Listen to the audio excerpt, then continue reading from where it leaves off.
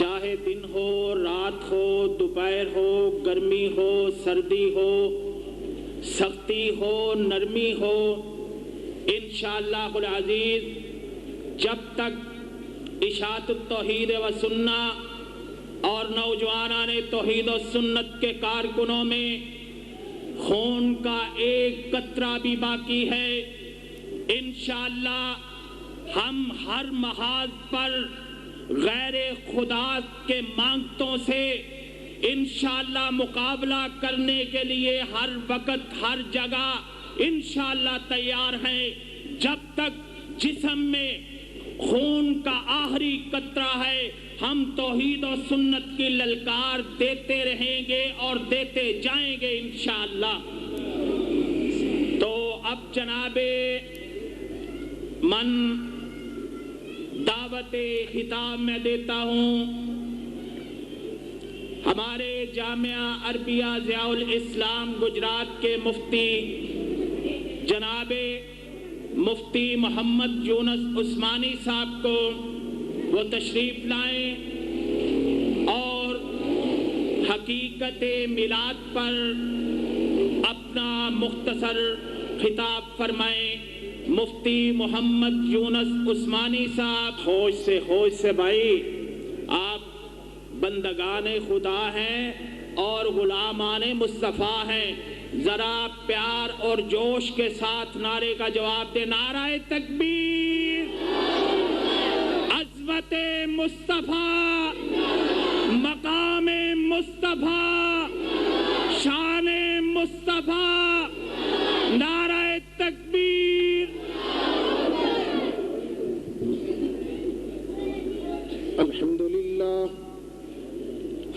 الحمد لله الذي وفقنا لإشاعة التوحيد والسنة واختصنا لإشاعته بالأقلام والألسنة،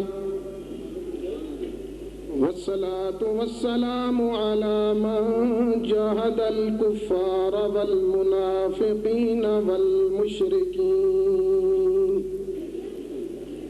وعلى آله وأصحابه الذين سعوا في إشاعة التوحيد والسنة. أما بعد فأعوذ بالله من الشيطان الرجيم. بسم الله الرحمن الرحيم.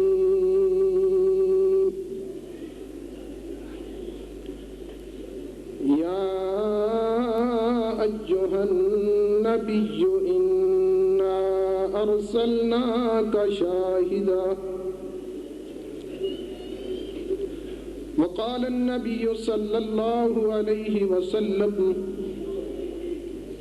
جاهدوا المشركين بأموالكم وأنفسكم وألسنتكم أو كما قال عليهم الصلاة والسلام. وہی داتا، وہی مالک، وہی ہے مشکل کشا سب کا، وہی ایک غوث اعظم ہے، یہی للکار دیتا جا۔ سنت تو ہنسی پھول ہیں، بدعات ہیں کانٹے، ہم پھولوں کو کانٹوں سے جدا کرتے رہیں گے۔ عزیزان من، بڑے مختصر سے وقت میں اپنی بات کو سمیٹ کر آپ کے اور مرکزی قائدین کے درمیان حائل نہیں ہوں گا۔ سرکار دو عالم صلی اللہ علیہ وسلم اس دنیا میں مکمل دین دے کر گئے۔ آپ اس بات کو مانتے ہیں؟ سرکار دو عالم صلی اللہ علیہ وسلم اپنی امت کو مکمل دین دے کر گئے۔ سرکار دو عالم صلی اللہ علیہ وسلم کو جب نبوت ملی اور نبوت ملنے کے بعد آپ 23 سال تک دنیا کی حیات کے ساتھ زندہ رہے۔ آپ صلی اللہ علیہ وسلم نے امت کو نماز کا طریقہ بتلایا، زکوٰۃ اور زکوٰۃ کا طریقہ بتلایا، صدقہ اور صدقات کے طریقے بتلائے، وضو اور وضو کا طریقہ بتلایا۔ نبوت ملنے کے بعد دوسرے سال، تیسرے سال، چوتھے سال، پانچویں سال آپ 23 سال تک اس کرۂ ارضی پر زندہ رہے ہیں۔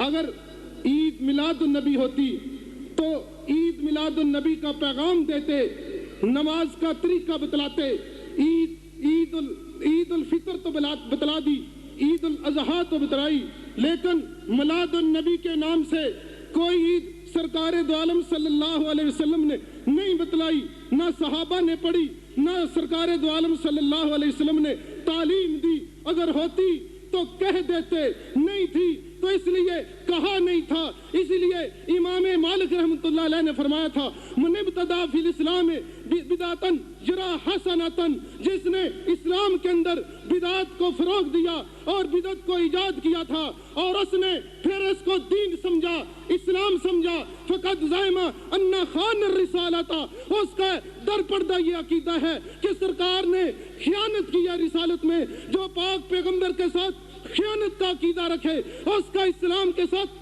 کوئی تعلق نہیں ہے۔ سرکار دو عالم صلی اللہ علیہ وسلم نے فرمایا، من احدث فی امرنا ھذا ما لیس منہ فہو رد، اور جو بدعت ایجاد کرے گا وہ مردود ہے، جیسے کل مردود ہے، جیسے 7واں مردود ہے، جیسے 10واں مردود ہے، جیسے 40واں مردود ہے، اور جیسے 6واں مردود ہے، جیسے برسی مردود ہے، ایسے ہی یہ بھی بدعت ہے، اور اس بدعت کا ارتکاب کرنے والا کائنات کا سب سے بڑا مردود ہے۔